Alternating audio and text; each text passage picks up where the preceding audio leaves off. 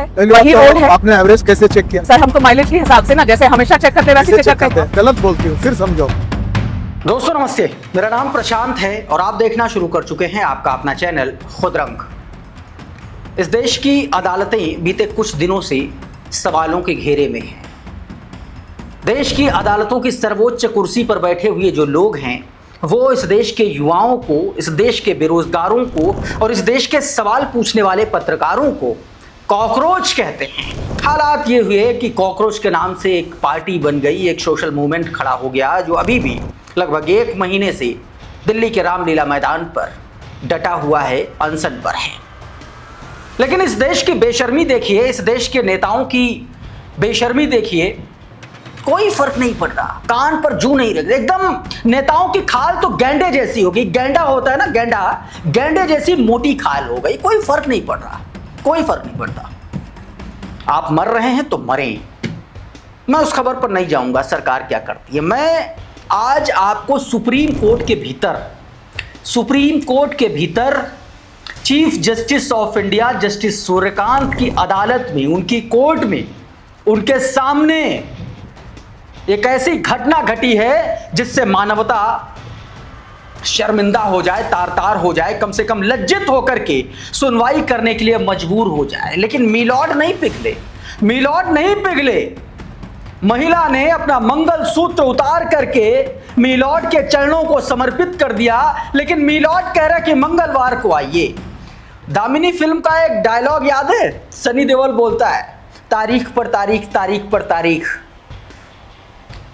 तारीख मिली लेकिन इंसाफ नहीं मिला। 15 साल से हैदराबाद की एक महिला अदालत की चौखट पर एड़ियां घिसते घिसते बर्बाद हो गई, तबाह हो गई, सड़क पर आ गई, लेकिन न्याय नहीं मिला। और तारीख चीफ जस्टिस ऑफ इंडिया ने मंगलवार की दी थी।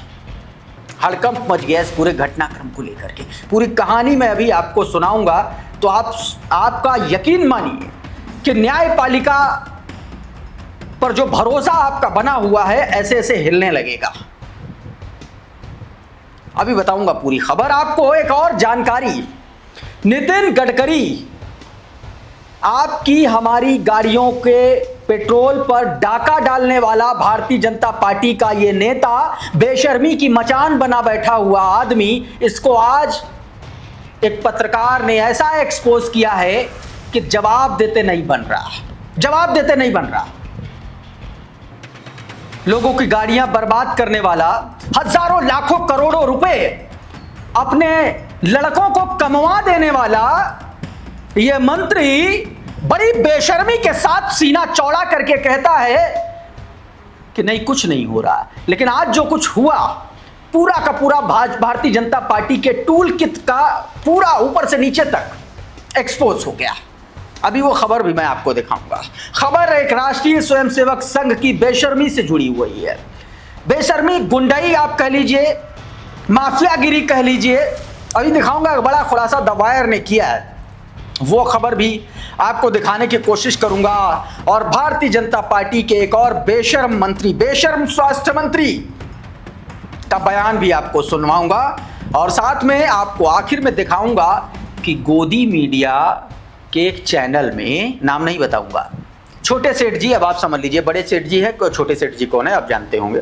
छोटे सेठ जी के चैनलों में कई एंकर्स को इसलिए ऑफ एयर कर दिया गया, कई कर्मचारियों के फोन इसलिए, निजी फोन को इसलिए खंगाला गया क्योंकि उन्होंने अपने इंस्टाग्राम से एथेनॉल के खिलाफ, अपनी गाड़ियों के समर्थन में, अपनी बर्बादी उनकी ना हो उसके समर्थन में पोस्ट कर दिया था, वीडियो बना दिए थे, तो बवाल मच गया है। अभी दिखाऊंगा, ऑफ एयर कर दिए गए एंकर। बहुत सारी खबरें एक एक करके सुनाता हूं। सबसे पहले कुछ तस्वीरें आपको दिखाना चाहता हूं। ये तस्वीर देखिए, ये महिला है, ऐसे हाथ किए हुए हैं, इसके हाथ में उसका एकमात्र धन जो बचा हुआ है अर्थ के तौर पर, वो उसका खुद का सुहाग, उसका खुद का मंगलसूत्र बचा हुआ है।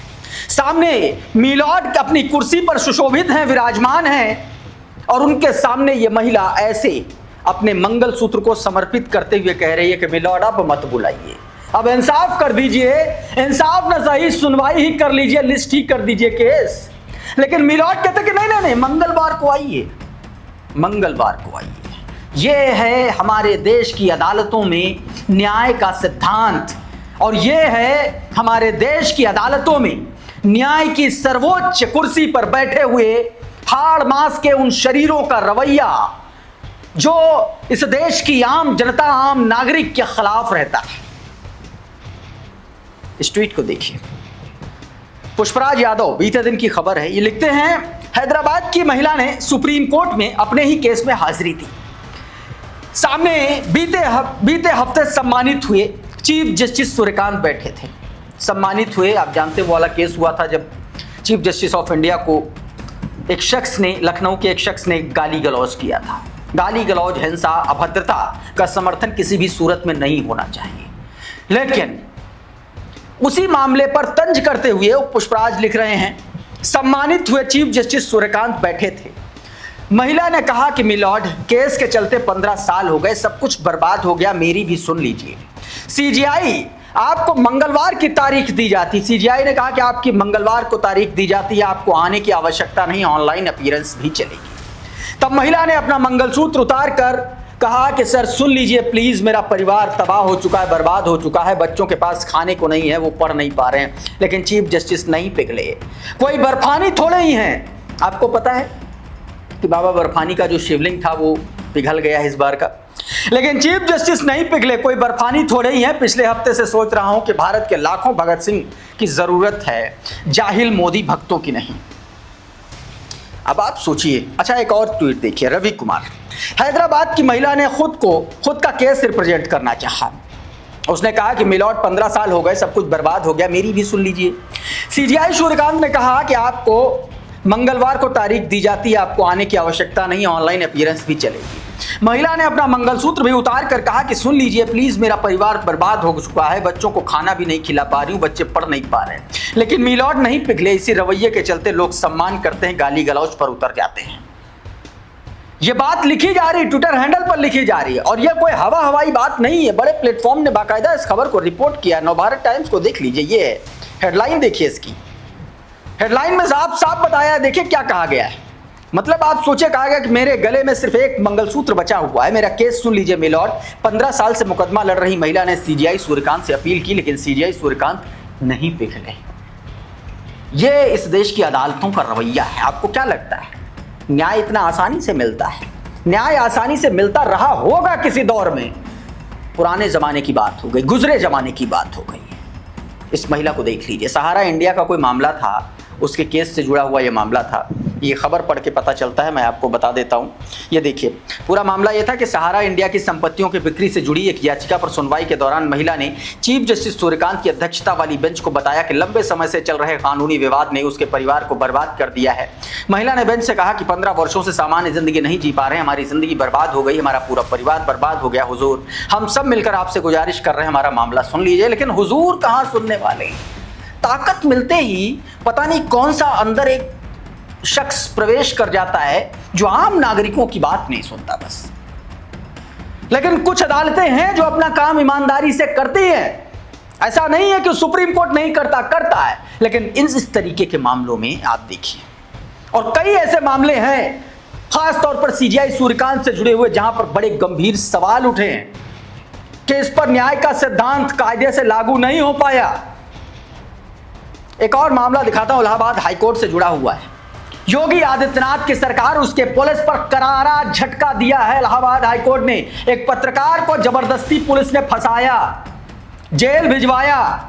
योगी आदित्यनाथ सरकार में यह बहुत आराम से, आप सवाल उठा लीजिए 1 महीना, फिर देखिए कैसे आप जेल जाते हैं, गायब कर दिए जाएंगे, घर से उठा लिए जाएंगे आप। यह आप समझ लीजिए। इस खबर को देखिए जरा, अभिषेक उपाध्याय का ट्वीट, और ये तस्वीर देख लीजिए। जो हाईकोर्ट ने कहा है वो किस तरीके से गाल पर करारा तमाचा जड़ा है उत्तर प्रदेश पुलिस के, उसके लिए ये एक नजीर भी है। देखिए जरा, अभिषेक उपाध्याय लिख रहे हैं कि नोएडा के पत्रकार पंकज पाराशर की जमानत मंजूर करते हुए इलाहाबाद हाईकोर्ट ने अपने आदेश में जो लिखा वो नोएडा पुलिस प्रशासन के कामकाज का आईना है। हाईकोर्ट ने 22 मई 2026 को अपने आदेश में साफ लिखा कि पंकज पाराशर के खिलाफ अधिकतर केस स्थानीय पुलिस की शह पर दर्ज हुए। हाईकोर्ट ने अपने आदेश में लिखा कि इस बात से इनकार नहीं किया जा सकता कि पंकज पाराशर लगातार पुरुष प्रशासन की कारगुजारियों को उजागर कर रहे थे, इसलिए उन्हें झूठा फंसाया गया। पंकज पाराशर का मामला एक पत्रकार पर किसी अतिशय ताकतवर अधिकारी के खुन्नस का परिणाम स्वरूप है। कानून के सीमा तोड़ दुरुपयोग के आरोपों का भयावह उदाहरण है। पहले उन्हें एक मामले में जेल भेजा गया, फिर उसके बाद जब जब जमानत की बारी आती नया मामला दर्ज कर दिया जाता। आज तक उन पर 17 मामले दर्ज हो चुके हैं, 2 गैंगस्टर एक्ट लगा दिए गए, जेल बदलकर नोएडा से प्रतापगढ़ कर दी गई। पर समय बदलता है, आप अपनी शक्ति का कितना भी दुरुपयोग कर लें, समय से शक्तिशाली कुछ नहीं है। इसलिए कहते हैं कि शक्ति के दुरुपयोग में मदांध हो चुके हाथी को समय की चींटियों से डरना चाहिए। सीधे तौर पर अभिषेक उपाध्याय ने योगी आदित्यनाथ की सरकार में अपने आप को जिल्लेलाही मान करके बैठ चुके अफसर, पुलिस प्रशासन के लोग, उनके अंदर भरा हुआ पद का मद अदालत ने यहां पर चकनाचूर कर दिया और 2 टूक कहा कि समय की चींटियां हाथी की सूंड में जब घुसती हैं तो हाथी किस तरीके से धराशायी होकर के भरभरा करके गिरता है, जमीन पर आसन्न होता है, उसका उदाहरण इस देश में बहुत पुराने समय से प्रचलित है। तो ये एक तस्वीर। और अब बात करते हैं नितिन गडकरी के बेशर्म झूठ, बेशर्मी और मक्कारी से जुड़े हुए मामलों की। सबसे पहले मेघा प्रसाद का एक इंटरव्यू का छोटा सा क्लिप एबीपी न्यूज के क्रेडिट के साथ आपको दिखाना चाहता हूं। थोड़ा सा सुनिए और उसके बाद मैं आपको बताता हूं पूरा मामला। सुनिए पहले मुझे एवरेज लगभग 10 से 11 दे रही थी सिटी के अंदर 10 से 11 का एवरेज दे रही थी। आज वो गाड़ी मुझे 7 की एवरेज दे रही है। वही रोड है। आपने एवरेज कैसे चेक किया? सर हम तो माइलेज के हिसाब से ना, जैसे हमेशा चेक करते वैसे चेक करते हैं। आपकी गाड़ी आप सर्विस स्टेशन में ऑथोराइज कंपनी के डीलर के पास भेजिए और वहाँ मशीन होता है। ठीक है। एवरेज आप और मैं अपने गाड़ी में नहीं चेक करते। ठीक है। उसको एक मशीन होता है, वो मशीन किसी के घर में नहीं होता। ठीक है। वहाँ होता है, वो चेक करिए। पर आप नहीं मानेंगे कि ब्लेंडेड पेट्रोल की वजह से मेरी माइलेज कम हुई है, आप नहीं मानेंगे। जब मानेंगे हाँ। जब आपके पास जाकर वो एवरेज मशीन में रिकॉर्ड आएगा तब सच। तो गडकरी जी ने एक नया सिद्धांत प्रतिपादित किया है। तमाम सारे गणित, मैथमेटिक्स और तमाम सारी एक तरीके से पुराने जो मामले चले आते हैं, जिस तरीके से जिन प्रक्रियाओं के जरिए आप अपनी गाड़ी का, आप अपने व्हीकल का एवरेज निकालते हैं, सबको धता बता दिया, किनारे कर दिया। एक नया सिद्धांत प्रतिपादित किया माननीय वैज्ञानिक गडकरी जी ने। सिद्धांत मोहन देखिए क्या लिख रहे हैं, लल्लन टॉप के पत्रकार हैं, लिखते हैं कि सारी बहस खत्म दोस्तों। गडकरी जी गाड़ी का एवरेज चेक करने का नया फॉर्मूला लाए हैं। गाड़ी 1 लीटर में पेट्रोल में कितना चलेगी, इस गणित से माइलेज नहीं चेक होगा। आप गाड़ी के इंजन में एक मशीन लगेगी, वो मशीन सिर्फ सर्विस सेंटर पर होती है और वो मशीन ही बताएगी कि माइलेज कितना मिल रहा है। अब गणित और बेसिक कॉन्सेप्ट की किताबों को भी जला करके उनसे एथेनॉल निकालना चाहिए। मतलब आप सोचिए कि बेशर्मी की हद क्या है।